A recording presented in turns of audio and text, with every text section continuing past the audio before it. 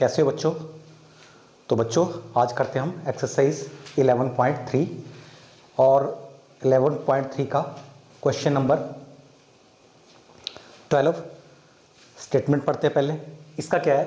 Find the angle between the planes whose vector equation are this and this. ठीक है, इसका कहने का मतलब है कि इन्होंने दो इक्वेशन दी हुई है प्लेन की, वेक्टर इक्वेशन दी हुई है। एक प्लेन की इक्वेशन ये है और प्लेन की इक्वेशन ये है। उनके बीच, प्लेन के बीच कितना एंगल है वो हमने फाइंड करना है। तो बच्चों एक बात मैंने आपको पहले ही बताई थी कि जब दो प्लेन के बीच एंगल होगा तो उसका मतलब ये है कि उस प्लेन का जो नॉर्मल होगा उनके बीच एंगल। जैसे यहाँ ये दो प्लेन है, मान लो ये आपस में, अगर मैंने इनके बीच का यहाँ का एंगल निकालना है, ठीक है, तो ये जो नॉर्मल होगा इसके परपेंडिकुलर जो भी वेक्टर होगा इस वेक्टर और इसके परपेंडिकुलर जो भी वेक्टर होगा, ठीक है, उन दोनों के बीच जो एंगल होगा वही इसके बीच एंगल होगा। मेरी बात अंडरस्टैंड करके? जैसे मेरे पास देखो,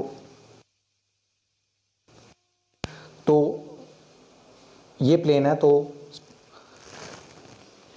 इसका जो नॉर्मल है ये है, ठीक है, एक प्लेन आ गया, ऐसे दूसरी तरफ ये प्लेन हो गया, ठीक है। जो इस नॉर्मल का और उस प्लेन के नॉर्मल के बीच का जो एंगल होगा वही एंगल होगा इन दोनों के बीच में, ठीक है। जैसे मान लो ये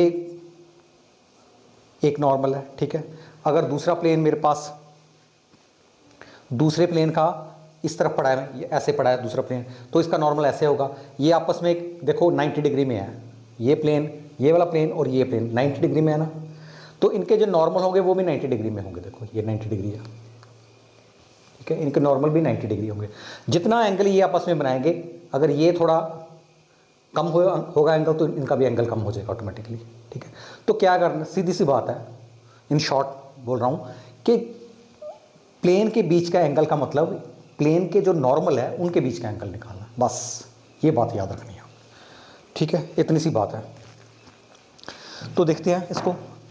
अब क्या है, ये मेरे पास प्लेन की इक्वेशन दी हुई है, ये प्लेन P1 ले लो, प्लेन P1 है, ये प्लेन P2, ठीक है, दो इक्वेशन दी हुई है उन्होंने प्लेन की, इनके बीच का एंगल निकालना है। ओके, तो पहले तो इनके नॉर्मल फाइंड कर लो। नॉर्मल हमें पता है कि इक्वेशन क्या होती है, वैसे आपको पता है कि R, अगर इसका नॉर्मल की बात करूँ N1 ले लो इसको, और ये मान लो D है, तो इसका R D1 ले लो, यहाँ R N2 और T2, इनको आपस में कंपेयर करो। ये R ये जो है नॉर्मल है मेरे पास, ओके, और ये डिस्टेंस है। यहाँ भी ऐसे ही है, इसका सेकंड वाले का ये नॉर्मल है, तो हमने ये नॉर्मल निकाल लेना है और इनके बीच का एंगल निकालना है। तो देखो क्या है, इसका नॉर्मल, फर्स्ट वाले का नॉर्मल N1, ऐसे थोड़ा लिख सकते हैं, लिखने को नॉर्मल ऑफ प्लेन P1 ले लो, ठीक है, इसका नॉर्मल क्या होगा N1 मीन्स 2i, ये वाला, ये कंपेयर करो ना, 2i plus 2j minus 3k, और नॉर्मल ऑफ प्लेन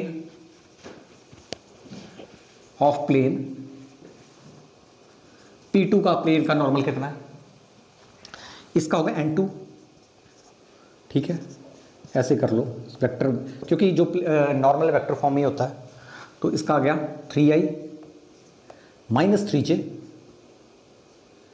और प्लस 5k।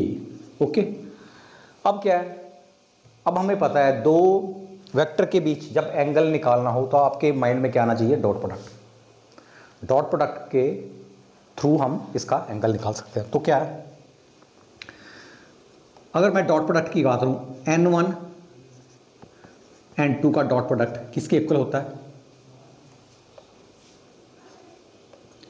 ये होता है magnitude of N1 magnitude of N2 और साथ में कॉस थीटा।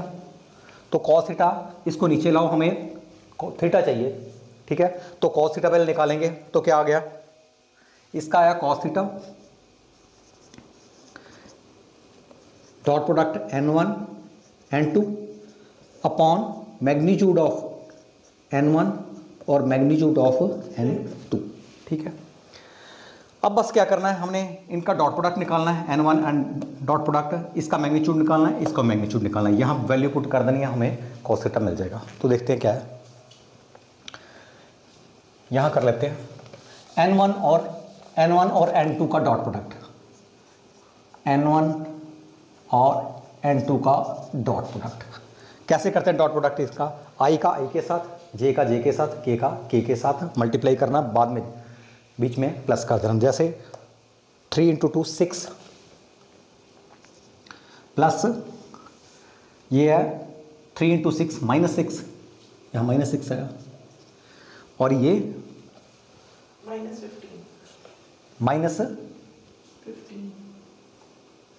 -15। अच्छा ये ना आपने यहाँ पे इसका मॉडुलस लेना, पॉजिटिव वैल्यू लेनी है आपने, ठीक है। तो ये इसका आया मेरे पास, ये आपस में कैंसिल हो गया, तो यहाँ क्या आया n1 n2 किसके इक्वल आया? -15 के इक्वल आया, ओके। तो मैग्नीट्यूड देखते हैं इसका, n1 का मैग्नीट्यूड ये निकाल लिया हमने, इसको नंबर 1 कर लो, बेशक यहाँ नंबर 2 कर लो, ठीक है। n1 का मैग्नीट्यूड कैसे निकालते हैं हम? इसका स्क्वायर प्लस इसका, ये 4 + 4 + 9, ठीक है।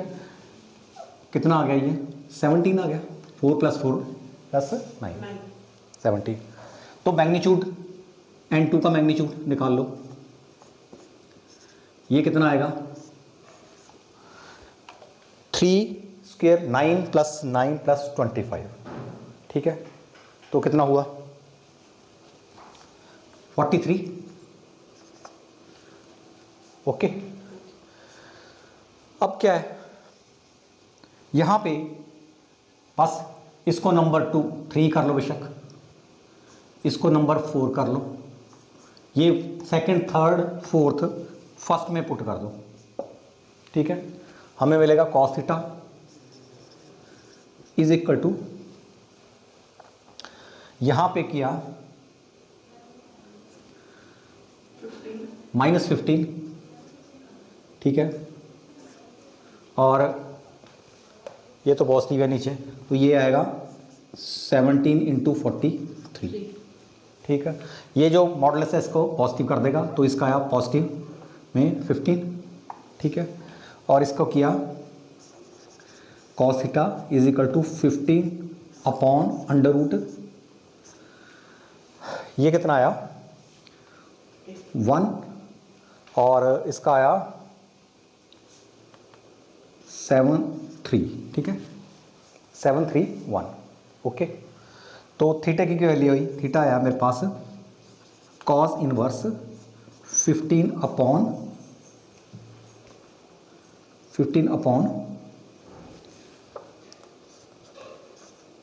√731। तो ये हमारे जो दो प्लेन दिए थे उनके बीच का ये एंगल हमने फाइंड किया। तो चलते हैं नेक्स्ट क्वेश्चन पे, क्वेश्चन नंबर 13। क्वेश्चन नंबर 13 के 5 पार्ट हैं, A B C D E। इसमें क्या है बच्चों, इसमें क्वेश्चन नंबर 13 में दिया हुआ है कि इन द फॉलोइंग केसेस, ये दिए हुए हैं क्वेश्चन के, determine whether the given planes are parallel, perpendicular and in case they are neither, अगर वो पैरेलल भी नहीं है परपेंडिकुलर भी नहीं है तो फाइंड करो उनके बीच का एंगल। देखो क्या है इसमें, उन्होंने 2 प्लेन दे दिए हर क्वेश्चन में A B C D E में उन्होंने क्या 2 प्लेन दे दिए, उनके बीच का कहते हैं या आप बताओ ये परपेंडिकुलर है या ये पैरेलल है। अगर पैरेलल नहीं है या परपेंडिकुलर नहीं है तो उनके बीच का एंगल कितना है, ठीक है। तो इसको करेंगे सीक्वेंस वाइज। जैसे 13 का ए पार्ट जो है मेरे पास, ठीक है, ये इक्वेशन प्लेन की है, ये फर्स्ट प्लेन 2 प्लेन दिए, तो ये equation of plane 7x + 5y + 6z + 30 is equal to 0, ठीक है। फर्स्ट प्लेन दिया हुआ है और सेकंड प्लेन दिया हुआ मेरे पास 3x - y - 10z plus 4 is equal to 0। ये दो प्लेन दिए हुए हैं। देखो दो प्लेन के बीच का एंगल की जब बात करते हैं हम, तो मैंने आपको पहले भी बोला था दो प्लेन का, हर प्लेन के नॉर्मल होते हैं, उनके नॉर्मल के बीच का एंगल देखना हमने। तो इसका नॉर्मल फाइंड करेंगे, इसका नॉर्मल फाइंड करेंगे। जब हमें दोनों के नॉर्मल पता लगे तो उनके बीच का एंगल देख रहे हैं, ठीक है। अगर इनके बीच का एंगल 90 डिग्री होगा तो परपेंडिकुलर है, अगर इनके बीच का एंगल 0 डिग्री है तो ये पैरेलल है, ठीक है। अगर ना पैरेलल है ना परपेंडिकुलर तो एंगल निकाल लेंगे डॉट प्रोडक्ट की हेल्प से। तो पहले तो मैं इस प्लेन का निकालता हूं नॉर्मल। देखो ये दिया हो कार्टेशियन फॉर्म में, ठीक है। अब आप ऐसा करो कि इसको आप इसको कार्टेशियन फॉर्म में दिया हुआ, तो हम इसको वेक्टर फॉर्म में चेंज कर लेंगे दोनों इक्वेशनों को। वेक्टर फॉर्म में ये थोड़ा इसमें फ़ायदा होता है कि हमें एकदम पता चल जाता है कि इसका नॉर्मल कौन सा है। ओके, ये जो है 30 है, इसको पॉजिटिव रहने देना, बाकी दूसरे इस सारे को दूसरी तरफ ले जाओ। तो ये देखो क्या आया मेरे पास, -7x plus 5y minus 6z is equal to 30। और इसमें से हमने स्प्लिट करना है इसको ये x y z को एक तरफ कर लेना और -7 -5 -6 को दूसरी तरफ कर लेना। ये नॉर्मल की फॉर्म में आ जाए। देखो कैसे होगा, ये xi plus yj plus zk, इसमें से निकाल लिया हम, ठीक है। और dot product -7i -5j -6k is equal to 30।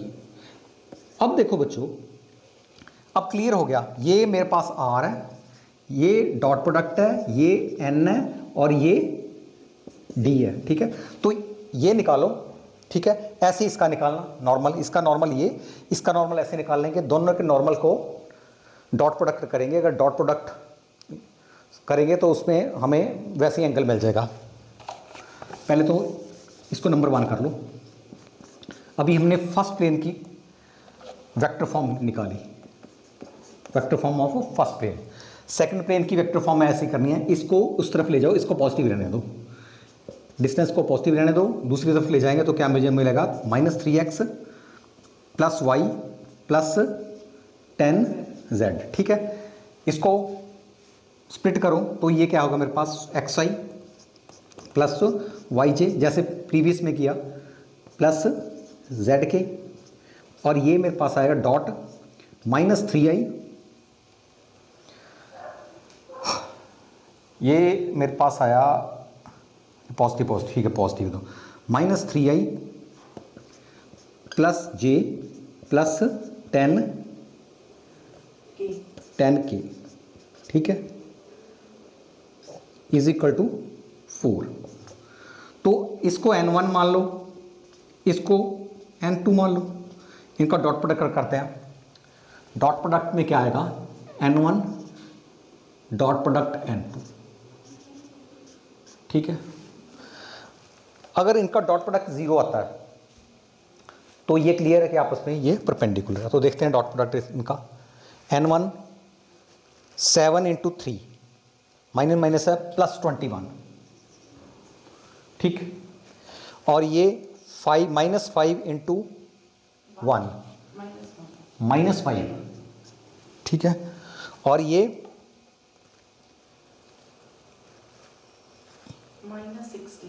-60, ये कितना आया, -60, ठीक है ना, 60, ठीक। तो इसका क्या है, ये मेरे पास आया, इसको आपस में माइनस किया -44, तो ये आया 44। तो ये इज नॉट इक्वल टू 0, तो ये आपस में क्या है, परपेंडिकुलर नहीं है, डॉट प्रोडक्ट 0 होना चाहिए, ठीक है, -44। तो अब क्या है, अब ये पैरेलल भी नहीं लग रहा है आपस में, ठीक है। पैरेलल इनकी रेशियो हो जाए, अगर पैरेलल होता तो नॉर्मल n1 और n2 की, जो n1 और n2 है, इनके ये जो डायरेक्शन रेशियो है ये आपस में इनकी रेशो सेम रेशो में होते हैं, ठीक है। तो ये भी लग रहा, तो इसका ऐसा करते हैं हम, इसका हमें एंगल ही निकालना पड़ेगा, ठीक। तो इसका एंगल निकालने के लिए हमें क्या पता, cos theta is equal to n1 n2 magnitude of n1 और मैग्नीट्यूड ऑफ n2, ओके। और अब देखो कि मैग्नीट्यूड, अगर मैं n1 की बात करूं, n1 का मैग्नीट्यूड क्या होगा, ये n1 है ना मेरे पास, ठीक है। तो इसका मैग्नीट्यूड 49, 7 का स्क्वायर प्लस 25 प्लस 36, इसको आपस में प्लस किया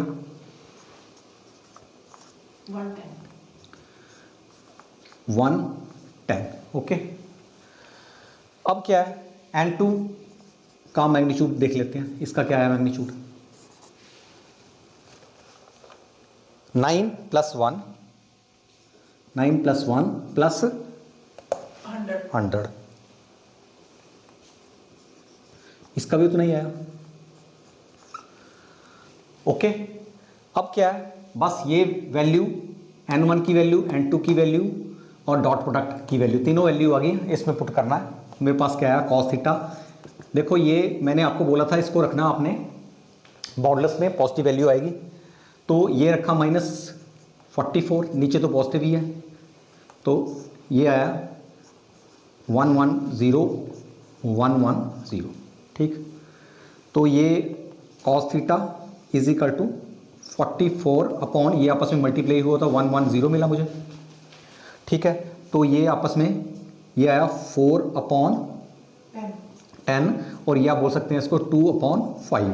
तो cos थीटा क्या आया मेरे पास, 2/5, थीटा किसके इक्वल आया, theta is equal to cos inverse 2/5। तो ये इनके बीच का ये हमें एंगल मिला, ना ये पैरेलल है ना ये परपेंडिकुलर है, ये एंगल दे रहा है ये जो हमने निकाला। नेक्स्ट चलते हैं नेक्स्ट क्वेश्चन पे। सर हमें पैरेलल भी शो करना था वैसे। देखो पैरेलल भी नहीं है ना, देखो ये मेरे पास n1 n2 है, एक मिनट मैं आपको बताता हूँ। अगर मान लो ये पैरेलल भी नहीं है ना, देखो पैरेलल होते तो मैंने आपको थोड़ा सा बीच में बताया, आपने ध्यान नहीं दिया। तो देखो अगर मैं पैरेलल की बात करता हूँ, ये n1 है ना, देखो यहाँ से मैं थोड़ा साफ कर देता हूँ। अगर मेरे पास n1 हमने जो निकाला ये क्या है, -757i -5j -6k, ये फर्स्ट प्लेन का नॉर्मल है। सेकंड प्लेन का नॉर्मल मेरे पास n2 है, ये क्या दिया हुआ है, -3 +j और +10k, ये दिया हुआ। अगर ये आपस में पैरेलल होते, पैरेलल की क्या पहचान है, या तो कुछ कॉमन निकालते तो आपस में ये इक्वल आते, ठीक है। जो पैरेलल वेक्टर होते हैं ऐसा होता कुछ, n1 ऐसा होता, लैम्डा n2 कुछ ऐसा होगा, और लैम्डा नेगेटिव और पॉजिटिव हो सकता है, या ऐसे हो सकता है, या इनकी जो रेशियो है ये वाली -7/3 -5/1 -6/10, इनकी जो डायरेक्शन रेशियो है, ये डायरेक्शन रेशियो है, तो इनकी सेम आना चाहिए, तब ये पैरेलल होगा। तो परपेंडिकुलर के केस में अगर डॉट प्रोडक्ट 0 आ गया, अगर डॉट प्रोडक्ट 0 आ गया तो ये परपेंडिकुलर है, अगर रेशियो सेम आ गई तो ये पैरेलल है। अगर ये भी नहीं आया, ये भी नहीं आया, दोनों नहीं आया इसमें, ठीक है, ना ये परपेंडिकुलर हुआ ना ये पैरेलल हुआ, ना इसकी रेशियो आई ना इसका डॉट प्रोडक्ट 0 है, तो हमें एंगल निकालना पड़ना था, जो उन्होंने ये बोला भी, अगर पैरेलल है परपेंडिकुलर है और in case they are neither, इनमें से कोई नहीं है तो एंगल निकालो, तो वही हमने काम किया इसमें, ठीक है। चलते हैं नेक्स्ट क्वेश्चन पे। एक थोड़ा सा जैसे जैसे आप क्वेश्चन करते रहोगे बिल्कुल क्लैरिटी आपको आती चली जाएगी, ठीक है। क्वेश्चन बी पार्ट करते हैं इसका।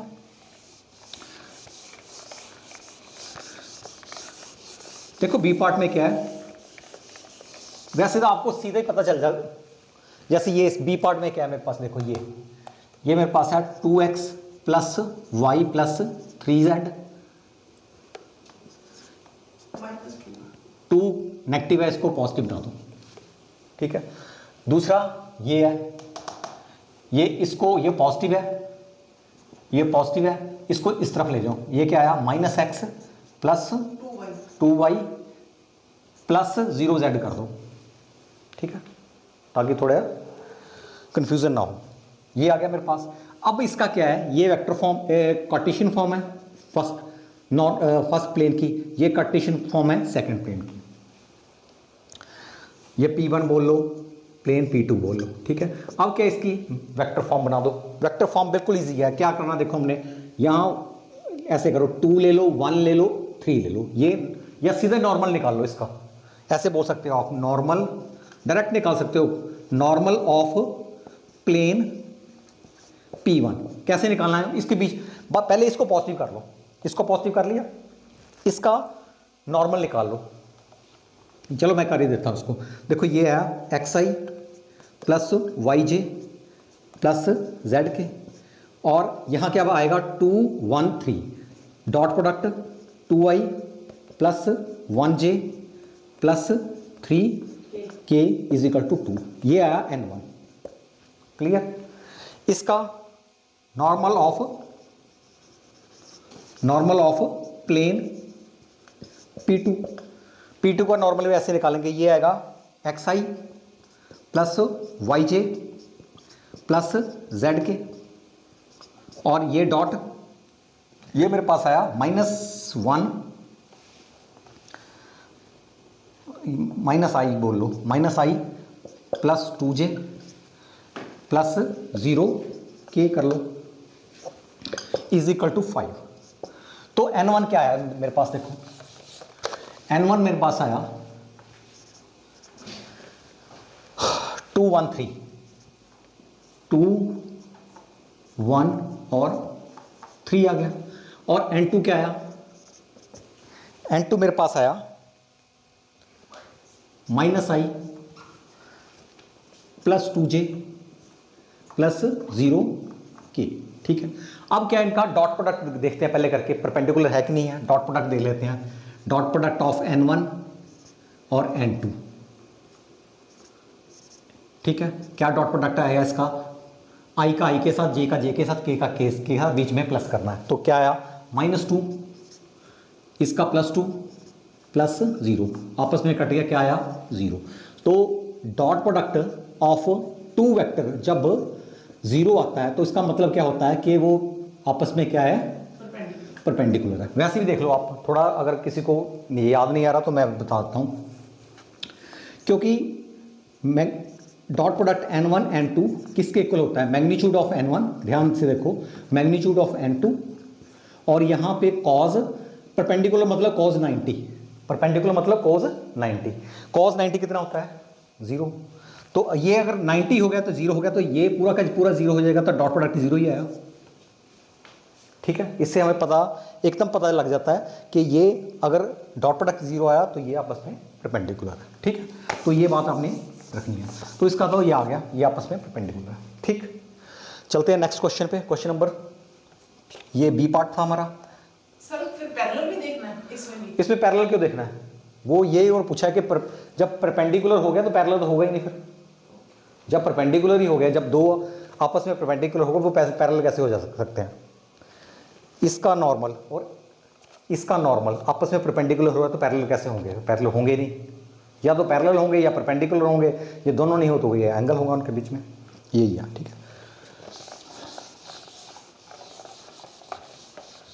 हाँ, अगर आपने पहले पैरेलल देख लेते तो पैरेलल 9 हो जाना था आपका, फिर आपको परपेंडिकुलर पे आना पाना।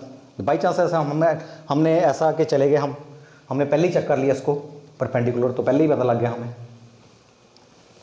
तो आगे चलते हैं थर्ड पार्ट पे। इसके थर्ड पार्ट में भी ऐसे ही करते चले जाना आपने। पहले तो इसकी इक्वेशन देखो क्या है, ये इसको पॉजिटिव रखना बस। तो ये क्या आया मेरे पास, इसको पॉजिटिव रखना, तो ये मेरे पास क्या आया -2x plus 2y minus 4z is equal to 5, ठीक है।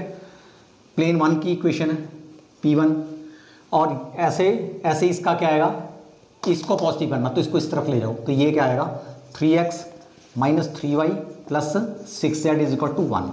अब मैं डायरेक्टली निकाल रहा हूँ उसके, आपको थोड़ा सा अंडरस्टैंड कर गए होंगे आप। यहाँ से n1 निकालना, कैसे निकालना, -2 2 -4, ओके। तो इसका आएगा n1 आएगा प्लेन P का नॉर्मल n1 क्या आएगा -2i प्लस 2j -4k, देखो डायरेक्टली निकल गया। और इसका क्या आएगा n2, n2 आएगा इसका 3i -3j प्लस 6k।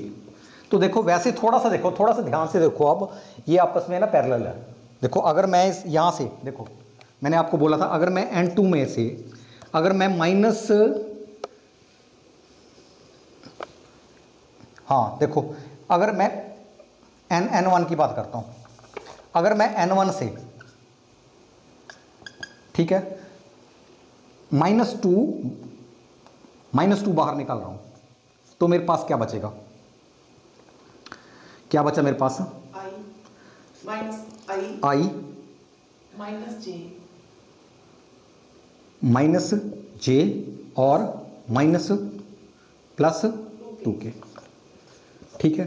तो -2 समथिंग ये आ गया, ठीक है। तो यहाँ अगर मैं n2 की बात करूँ, n2 वेक्टर, तो यहाँ से 3 निकालो, ये आया i minus j plus 2k। देखो ये 3 है, 3 टाइम्स समथिंग, ये -2 टाइम्स, मान लो ये मेरे पास -2, इसको मैं बोल देता हूँ, कुछ भी बोल दो, इसको वेक्टर ए बोल दो, ठीक है। और इसको बोल दो 3 वेक्टर बी, ये भी वेक्टर ए ही है, ये भी वेक्टर सेम ही है ना। तो ये पॉजिटिव का वैल्यू है, नेगेटिव की वैल्यू, आपस में क्या होगा, इसका डायरेक्शन का फर्क होगा। इसका ये ऐसा होगा, एक पॉजिटिव 3a इस तरफ होगा और नेगेटिव 2a इस तरफ होगा, कुछ ऐसा एंगल बना। तो ये आपस में क्या हो गया, ये पैरेलल हो गया आपस में एंगल, ठीक है। पर हमने ऐसा नहीं करते नॉर्मली, मैं तो वैसे बता रहा हूँ आपको। अगर आपने करना है, इसकी रेशो ले लो, रेशो इसके, देखो इसकी ऐसा मत करना आप, आपको थोड़ा कंफ्यूज हो जाएगा। मैं अगर आपने करना तो इसको ऐसा करो, देखो ये तो मैंने वैसे ही बताया आपको, इसकी रेशो ले लेनी है आपने। ये जो दिए हुए हैं ये डायरेक्शन रेशो है, ये -2 2 -4 3 -3 6, इनकी रेशो ले लो आप, ठीक है। वैसे देखने से पता लग रहा है पैरेलल है, तो देखो रेशो ले लेता हूँ मैं इसकी, या इसको ऐसे बोलते हैं, चलो ऐसे करते हैं, -2/3 2/-3 और -4/6, ठीक है। इसको देखो तो क्या आया मेरे पास 2 और 3, तो सभी का आंसर सेम ही है, -2/3 -2/3 -2/3। तो ये क्या हुआ, n1 पैरेलल टू n2। जब n1 और n2 पैरेलल है आपस में, तो नेचुरली ये इसके नॉर्मल पैरेलल है, तो ये प्लेन भी पैरेलल होंगे, तो हेंस दे आर पैरेलल, ठीक है। इसको ऐसे करना था। अब नेक्स्ट करते हैं डी पार्ट। डी पार्ट भी ऐसे करना है। इसका प्लेन P1 की बात करते हैं। अगर प्लेन P1 की बात करूं तो इसको पॉजिटिव करो पहला। ये क्या आया मेरे पास 2x माइनस का -2x plus y minus sir वो माइनस उधर चला जाएगा 3, हाँ सॉरी, इसमें तो माइनस इधर चल जाएगा, ये पॉजिटिव आ जाएगा, ओके ओके, नेगेटिव का है ना। तो ये P1 की बात कर रहा हूँ मैं, तो ये है 2x minus y plus 3z is equal to 1। इसको पॉजिटिव कर लो बस। उसके बाद इसको पॉजिटिव रखना है, तो पूरे का पूरा दूसरी तरफ जाएंगे ये। तो क्या है मेरे पास -2x minus plus y minus 3z is equal to 3, ठीक है। अब इसका n1 कैसे निकालना, 2 - 1 3, n1 क्या आया इसका 2 - j प्लस 3k। इसका n2 कैसे आया, नॉर्मल इसका, इस प्लेन का नॉर्मल क्या आया -2y plus j minus 3k। अब फिर मुझे ये इसकी रेशो सेम लग रही है, 2/2 -1/1 3/-3, तो इसकी रेशियो देखो 2/-2, -1/1 और 3/-3। कैंसिल करो अपन, 1 आया, कैंसिल करो 1 आया, तो क्या आया -1 -1 -1। रेशियो सेम आ गई, तो इसका क्या मतलब है n1 पैरेलल टू n2। जब ये parallel to, hence this plane is also parallel plane है। चलते हैं नेक्स्ट क्वेश्चन पे। ये वाला ई पार्ट, इसका ई पार्ट में क्या है देखो,